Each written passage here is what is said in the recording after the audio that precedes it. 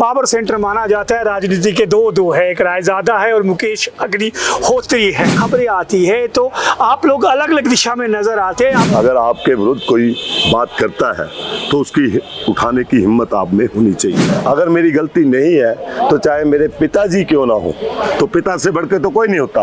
अगर राजतंत्र की बात करनी है तो फिर वो राजाओं के राज जैसे रहे हैं, तो आज तो वही हालत चल रही है कि ये तमाम चीजें तो कांग्रेस आपको कहाँ रखती है। तो आपको मरवाने वाले कौन है कि भाई रायजादा नहीं चाहिए आगे। अच्छा नहीं होता कि आप पिताजी की सलाह मान लेते, बीजेपी में चले जाते तो सतपाल सिंह सत्ती को भी एक कंपटीशन होता कि ये तो मित्रों की सरकार है। नहीं, अगर एक मित्र और जुड़ जाता तो ये और बात हो जानी थी। आप उस दौर में भी कांग्रेस के लिए एमपी के लड़ाई के लिए मैदान में उतर गए जब कोई नहीं था। आप 1.5 लाख के अंतर से हारे, जो कि सबसे कम है। एक संगठन के अंदर एक व्यक्ति के करने से कुछ नहीं होता, उसमें सभी का रोल होता है। संगठन ने ही आपकी टिकट जो थी आपको घर बिठाया था लगभग 12-15 दिन, जब अनुराग ठाकुर के अगेंस्ट आपने चुनाव लड़ा। तो जोधा है और युद्ध लड़ना हमारी खासियत है। क्या ऊना का होना जो था वो आपके लिए कहीं घातक साबित हुआ? जिले के आप प्रभारी हैं, लेकिन जिस तरह से पंचायती राज चुनाव, नगर निगम चुनावों में कांगड़ा से कि हम संगठन पे इतना ध्यान नहीं दे पाए। ये 4 साल पूरे हो रहे हैं, हम इलेक्शन मोड में निकल रहे हैं। ऐसे कौन कौन से बड़े मुद्दे हैं जिनको लेकर के आपको लगता है कांगड़ा में आप जनता के बीच जाएंगे? हिमाचल प्रदेश के हितों को बेचा जा रहा है, जहाँ हिमाचल प्रदेश को लूटा जा रहा है। सतपाल सिंह रायजादा माना जाता है, सुखविंदर सिंह सुक्खू के खासम खास है। जब भी आते हैं झूठ बोलते हैं। नहीं, आप हमें क्या सिर्फ लगते हैं? नहीं, हमें आपकी सिर्फ बात कांगड़ा के किले को फतेह करना है, तो क्या ऐसे अहम बदलाव जिला कांगड़ा में होने चाहिए? हम रिपीट की बातें नहीं करते हैं,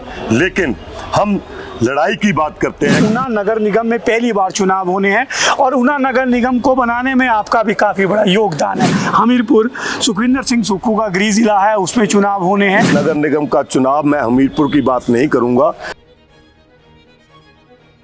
नमस्कार, आप देख रहे हैं ब्लैक एंड व्हाइट ब्रॉडकास्टर। मैं हूं पंकज पंडित। आज हम हैं धर्मशाला की ठंडी वादियों में और हमारे साथ जो आज नेता हैं वो गर्म इलाके यानी ऊना से हैं। वहाँ की राजनीति भी बहुत गर्म है और आज हम कांगड़ा में बैठे हैं, धर्मशाला में बैठे हैं। हमारे साथ हैं सतपाल सिंह रायजादा। सतपाल जी, सबसे पहले तो ठंडी वादियों में आपका स्वागत है। धन्यवाद आपका। और ठंडी वादियों के साथ देवभूमि है, माँ बंगलामुखी का स्थान है, ज्वालामुखी जी का स्थान है, तो जहाँ पे तो चामुंडा माता जी का भी स्थान है, तो देवभूमि है। और हिमालय की गोदी में आए हैं, सामने बर्फ़ की वादियाँ हैं, तो बहुत अच्छा लग रहा है कांगड़ा में आके। कांगड़ा में अच्छा लग रहा है आपको आकर? अगर मैं बात करूं तो भले ही मौसम यहाँ ठंडा हो, लेकिन कांगड़ा का माहौल पूरी तरह से गर्म है। हालांकि आज आप नीट के मुद्दे पे आए थे, लेकिन आप सबसे बड़ा जिला कांगड़ा, ऐसा माना जाता है कि किसने सरकार बनानी हो तो कांगड़ा से होकर ही बनती है।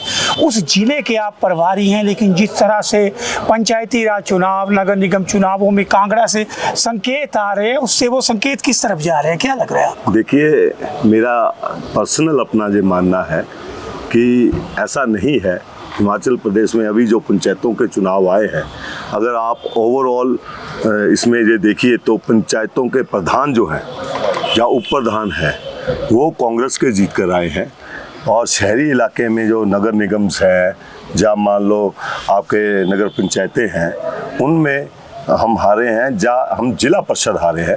उसके एक रीज़न है कि हम संगठन पे इतना ध्यान नहीं दे पाए, क्योंकि पहले 3 साल में तो हमारे स्टेट के प्रधान नहीं बने। स्टेट के प्रधान बने, उसके बाद जिला प्रधान और ब्लॉक प्रधान तो हमारे नियुक्त उस वक्त हुए जब ये चुनाव थे। तो हमारी जो बॉडीज़ थी, ब्लॉक बॉडीज़ थी, वो नहीं बनी हुई थी। तो इसमें आप देखना कि जिला परिषद जो है वो बीजेपी इसलिए जीती क्योंकि संगठन के हिसाब से वो संगठित थे, लेकिन हमारी जो बॉडीज़ थी संगठन की वो नहीं बनी हुई थी। इस कारण अगर हम व्यक्तिगत रूप पे देखें तो प्रधान और उप प्रधानों का जीतना इसका मतलब ये है कि कांग्रेस बेसिकली हिमाचल प्रदेश में मजबूत है। सिर्फ हमें संगठित होने की जरूरत है और अपने जितने भी संगठन है, चाहे वो एनएसयू का संगठन है, चाहे वो महिला कांग्रेस का संगठन है, चाहे वो हमारे ओबीसी का संगठन है, चाहे हमारी ब्लॉक कांग्रेस कमेटी में जो बूथ कमेटियां हैं, इनके ऊपर हमें इन जल्दी से जल्दी इसके ऊपर काम करना होगा। और निश्चित तौर पर अगर हम इसके ऊपर अच्छे तरीके से काम कर पाए तो हम जो मुद्दे हैं, खास करके जो प्रदेश में सुखविंदर सिंह सुक्खू जी ने कार्य किए हैं, वो कार्य हिमाचल की जनता तक पहुंचाना, और जो दिल्ली ने हिमाचल प्रदेश के साथ जो अन्याय किया है वो चीज़ें हिमाचल की जनता तक पहुंचाना हमारा लक्ष्य होगा आने वाले 1.5 साल में। और ख़ास करके कांगड़ा जिला का जो मुझे प्रभार दिया है, तो मेरे ऊपर जो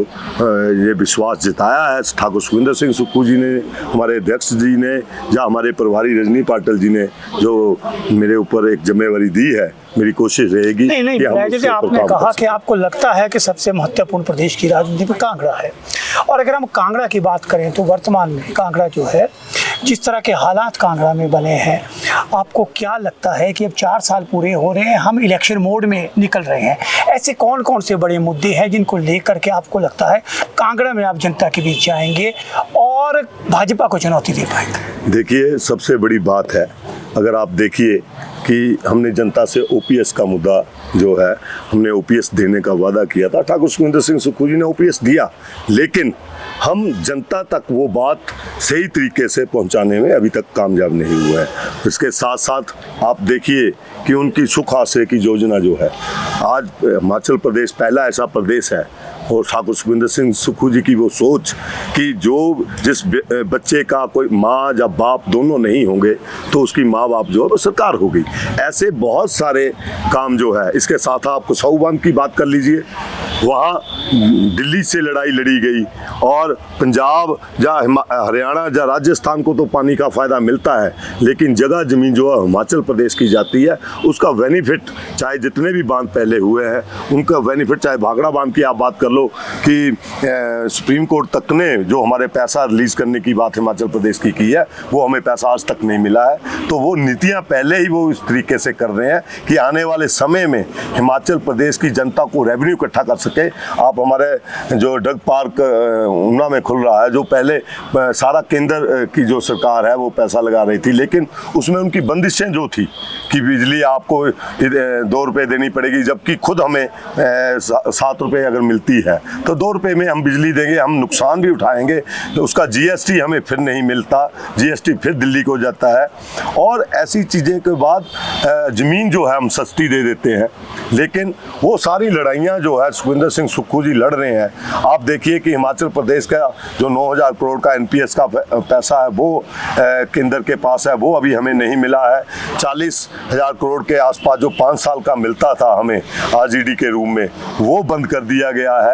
इसके साथ साथ आप देखिए कि जब भी भाजपा के नेता आते हैं और बड़े बड़े जहाँ पे वादे करके जाते हैं, मोदी जी आए हैं, चाहे बड़े नेता और आए हैं, उन्होंने 1500 करोड़ रुपया देने की बात की थी आपदा पर, वो आज तक उनकी नोटिफिकेशन तक नहीं आई है, कहाँ पैसा आया। जब भी आते हैं झूठ बोलते हैं। नहीं, आप हमें क्या लगता है? मैं आपकी बात से सहमत हूँ, आप केंद्र की बात कह रहे हैं, ऐसे क्या कारण है कि कांग्रेस जनता के बीच में इन मुद्दों को ले जाने में नाकाम रहती है? उसका कारण सिर्फ है हम संगठित होकर लोगों तक पहुंचना, और संगठित होकर संगठन द्वारा जो लोगों तक बात पहुंचाई जानी है, उस संगठन को मजबूत करने की बात है।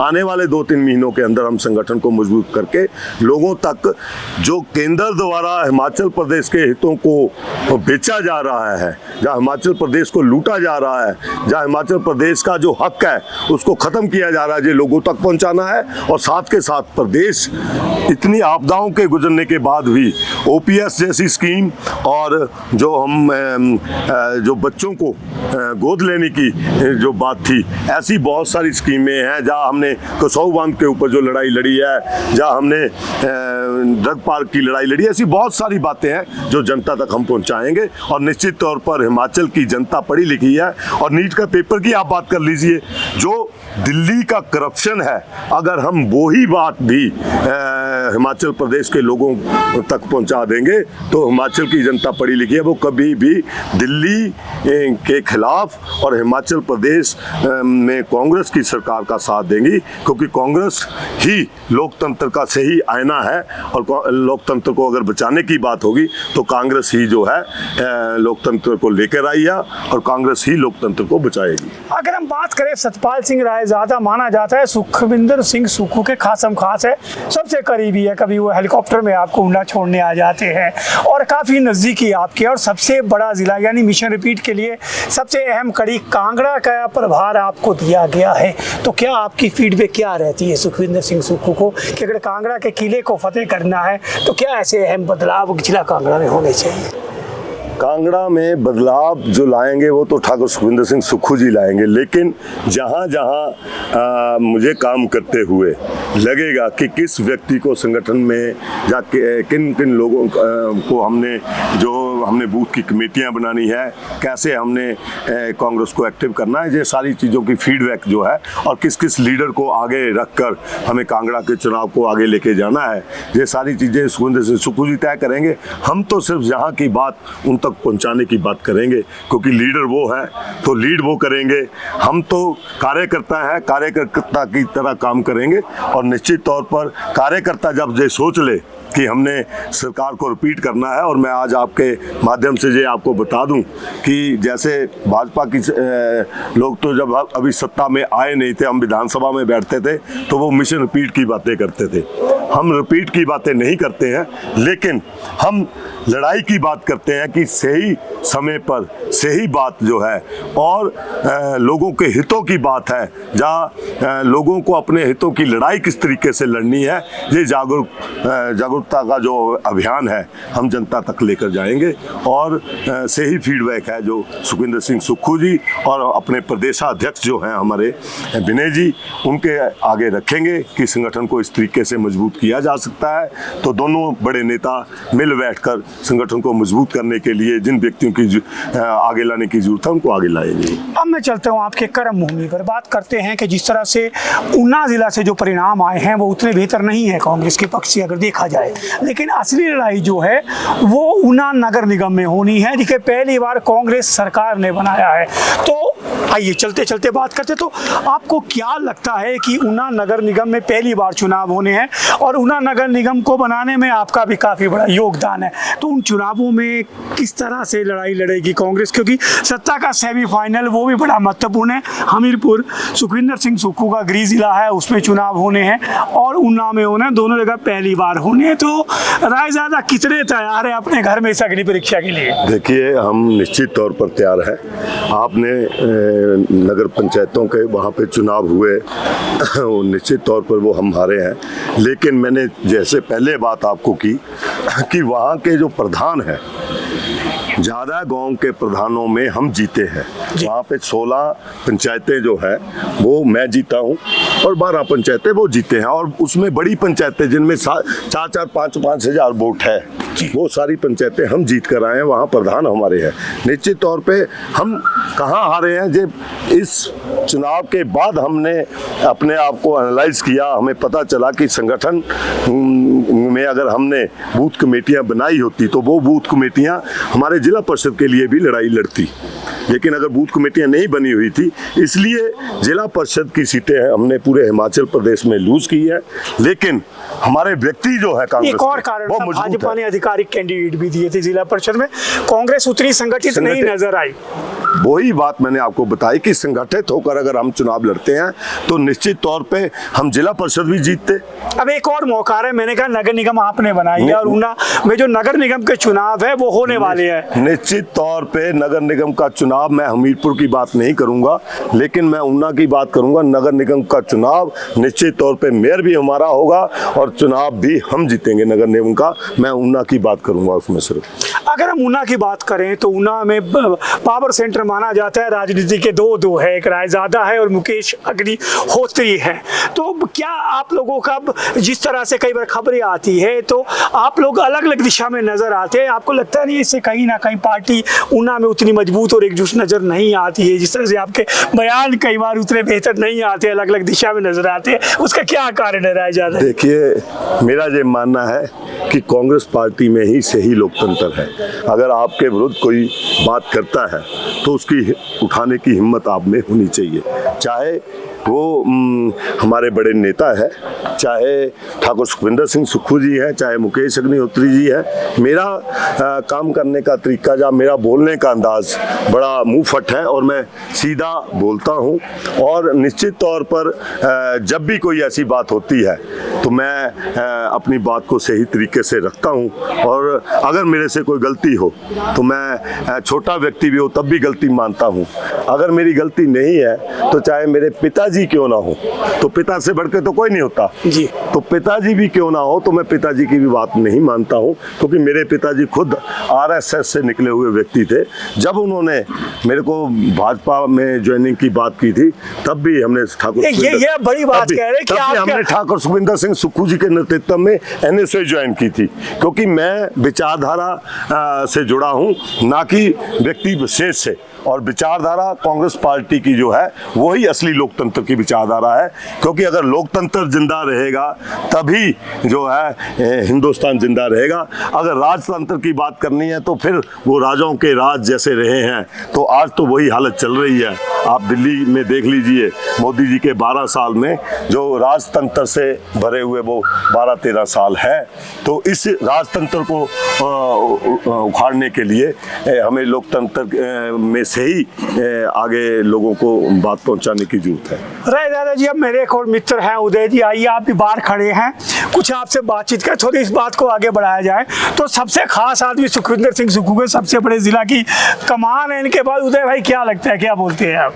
मैं उसी सवाल पे आया, मैं आपको सुन रहा था बाहर कि राजा साहब ने एक बात बोल दी कि मैं उन चीज़ों को सामने रखता हूँ जो ज़रूरी है। अब मेरा सवाल राजा जी आपसे सिंपल सा ये है कि ये तमाम चीज़ें तो कांग्रेस आपको कहाँ रखती है? अब मैं थोड़ा सा पीछे जाऊँगा। देरा का विधानसभा का उपचुनाव हुआ, पर्दे के पीछे हीरो आप थे, ठीक है। आज आप कहाँ हैं? कितने चेयरमैन बन गए, कितने जो दूसरे लोग थे जिनको डबल भी चली गई चेयरमैनी, है ना, अगर सामान्य भाषा में ही बात करूँ तो आपको मरवाने वाले कौन है कि भाई राय ज़्यादा नहीं चाहिए आगे। ऊना की ही बात कर रहा हूँ मैं अभी। वैसे तो ये आता है कि ऊना हावी नहीं है। अच्छा नहीं होता कि आप पिताजी की सलाह मान लेते, बीजेपी में चले जाते तो सतपाल सत्ती को भी एक कंपटीशन होता। देखिए, मैं इस मामले में एक बात बोलना चाहूँगा। आपके सोचने का नज़रिया जो है वो ठीक अपनी जगह हो सकता है, लेकिन मेरा ये मानना है कि जब प्रदेश के मुख्यमंत्री बनते हैं उनको सभी को देखना होता है, और कई बार खास होना भी नुकसानदेह हो जाता है। क्योंकि नुकसानदेह हो गया आपको? नहीं, मैं मानता नहीं हूँ। मैं आपको पहले पूरी बात सुनिए। पहले ही आप पत्रकार बंधु ठाकुर सुखविंदर सिंह सुक्खू जी के ऊपर ये इल्जाम लगाते रहे हैं कि ये तो मित्रों की सरकार है। अगर एक मित्र और जुड़ जाता तो ये और बात हो जानी थी। पर सरकार तो मित्रों की अगर एक और जुड़ जाता तो क्या जाता? इत्तेफाक नहीं रखता जो लोग बोलते हैं कि मित्रों की सरकार है। मित्रों की सरकार तो जयराम ठाकुर जी के वक्त में भी थी, दोनों साहब के वक्त में भी थी, वीरभद्र सिंह जी के वक्त में भी थी। अब बात वही आ गई कि जब मित्रों की सरकार है हर कोई अपना आदमी लगाता है, उसमें गलत नहीं है। मैं ये पूछना चाह रहा हूँ कि रायजादा साहब ये बताइए कि आपका दोष कहाँ पे था, कमी कहाँ पे थी? आप उस दौर में भी कांग्रेस के लिए एमपी के लड़ाई के लिए मैदान में उतर गए जब कोई नहीं था, जब कोई नहीं आया था सामने। बड़े बड़े कद के नेता थे, एक सामने नहीं आया अनुराग ठाकुर के, आप सामने आए और आप 1.5 लाख के अंतर से हारे, जो कि सबसे कम है। और ये भी हकीकत है। ये एक स्टोरी मैं आपसे जिक्र करना चाहूँगा कि इस पर एक अलग से स्टोरी लेकर आएंगे, उसके ऊपर आपकी राय चाहिए। तो तथ्य उस स्टोरी में आपको पता चलेंगे। तो वक्त काटने की मशीन है आप। इसमें मैं एक बात उदय जी आपको बोलना चाहूँगा कि निश्चित तौर पर मुख्यमंत्री का दायरा होता है मुख्यमंत्री बनने के बाद कि कौन सा व्यक्ति कहाँ एडजस्ट हो सकता है। आसपास ले जा रहे हैं, मैं उनके पास नहीं जा रहा हूँ, क्योंकि एक सामूहिक डिसीजन होता है। जिस तरह से मैंने पहले कहा, और ये आरोप शायद कहीं तक ठीक भी हो, कुछ लोग ऐसे भी हैं जो वार्ड पंच का चुनाव नहीं जीत सकते, लेकिन अगर उनके पास पोस्ट देखी जाए, उनका रुतबा देखा जाए, तो वो बहुत बड़ा हो रहा है उनका। ये भी हकीकत है। ये मैं इसमें मेरी थोड़ी लंबी बात होगी, आप सुनना। मेरा ये मानना है कि मेरी भी अगर पहचान अगर आज सतपाल रायजादा के नाम से है तो इसलिए है क्योंकि मैंने वो पहला चुनाव जब लड़ा, सतपाल सत्ती जी उस वक्त 12,800 वोट से बिंदर गौतम जी से जीते हुए थे और मैं आया, मैंने चुनाव लड़ा 4700 वोट से, मैं हार गया। सेकंड चुनाव मैं 3200 वोट से जीत गया और थर्ड चुनाव मैं जो है 1800 वोट से हारा। उसके बाद एमपी का चुनाव आया, एमपी का चुनाव भी लड़ा। तो मेरा मानना है कि हम संगठन की राजनीति करते हैं और जहां पार्टी ने हमें जो मान सम्मान दिया हम हमेशा उसको भूल जाते हैं। ये नाम कम है कि आज इतना आप कंपैरिजन मेरा कर रहे हैं, तो अगर ये मैं संगठन की लड़ाई ना लड़कर अगर मैं भी यही सोचूं कि वो ओहदे जा मुझे ही मिले, क्योंकि एक संगठन के अंदर एक व्यक्ति के करने से कुछ नहीं होता, उसमें सभी का रोल होता है। थोड़ा मैं दोनों के बीच में आता हूँ, माइक दोनों के बीच में है। संगठन की बात आपने करी, सारी चीजें संगठन ने ही आपकी टिकट जो थी आपको घर बिठाया था लगभग 12-15 दिन, जब अनुराग ठाकुर के अगेंस्ट आपने चुनाव लड़ा, तो वो टाइम गैप 1.5 लाख का वोट बैंक जो था वो कवर हो सकता था। उसके लिए किसको जिम्मेदार मानेंगे? देखिए, जिम्मेदारी की बात मैं आपको ये कहना चाहूँगा, निश्चित तौर पे जब ऊपर से फैसले आते हैं और उन फैसलों को हमें नीचे मानना होता है और हम उन फैसलों को सर माथे पे रखते हैं और हम तो योद्धा हैं और युद्ध लड़ना हमारी खासियत है और उसमें अगर हम नहीं लड़ेंगे, अगर हम आज पार्टी को मजबूत नहीं करेंगे और हम ये देखेंगे कि सरकार ने हमें कुछ नहीं दिया है, मुझे देना चाहिए था, तो फिर हम में और जो दूसरे लोग हैं उनमें क्या फ़र्क होगा।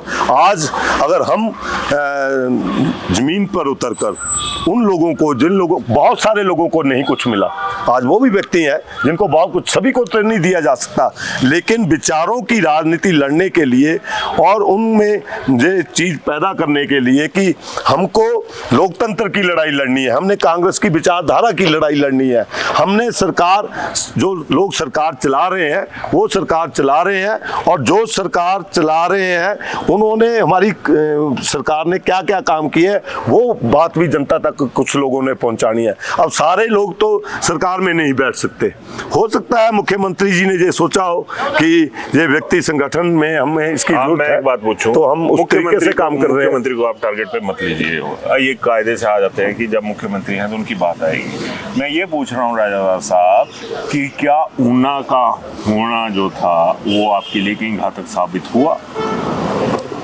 राजनीति में आप जब भी हम लड़ते हैं तो उसमें फ़ायदा नुकसान देखकर नहीं लड़ा जाता। हमें पता था कि अनुराग ठाकुर के खिलाफ हम चुनाव लड़ रहे हैं और निश्चित तौर पर हारेंगे, लेकिन फिर भी जब हम चुनाव लड़ते हैं, हम अपने कार्यकर्ताओं के पास जाते हैं तो हम ये कभी नहीं कहते कि हम चुनाव हार रहे हैं, हम यही बोलते हैं कि हम चुनाव जीत रहे हैं, क्योंकि कार्यकर्ताओं के अंदर हौसला भरना भी बहुत ज़रूरी होता है। और वो वक्त भी था भाजपा के साथ जब उनके 2 MP चुन के आते थे और ज़्यादातर MPs की जो है टिकट जो जमानत जब्त हो जाती थी, लेकिन वो संगठन में धीरे धीरे उन लोगों ने अपनी पकड़ बनाई। आज निश्चित तौर पे हमारा संगठन कमज़ोर हुआ है और हम सबको ये जिम्मेवारी लेनी पड़ेगी कि अगर सरकार में हमें कोई दायित्व नहीं भी मिला है, संगठन में हमें दायित्व मिला है, तो हम लोकतंत्र को बचाने के लिए, भाजपा के खिलाफ एकजुट होकर खड़े होने के लिए, अगर मान लो किसी नेता के साथ, कई जगह ऐसा होता है कि मेरे ही कॉन्स्टिट्यूंसी में कुछ लोगों की मेरे साथ नहीं बनती होती है, जहाँ मैं उनके काम नहीं करा पाता, लेकिन उनके अंदर मन में ये भावना पैदा करना बहुत ज़रूरी है कि ये लड़ाई सिर्फ सतपाल रायजादा की नहीं है, वो MLA जरूर लड़ेगा, लेकिन ये लड़ाई आने वाले दिनों में जो है वो आप लोगों की है।